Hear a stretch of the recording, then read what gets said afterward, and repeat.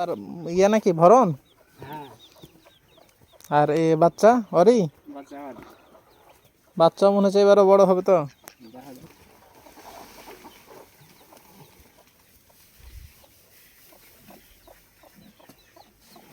এই বাচ্চাটা খুব সুন্দর বাচ্চা।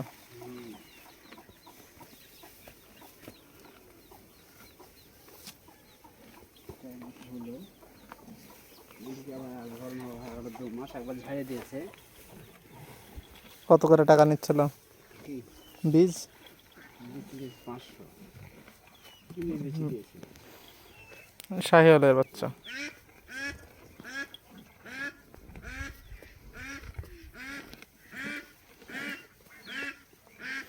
এটা 10 মাস হলে দাদা 1 টাকায় নেওয়া যাবে না।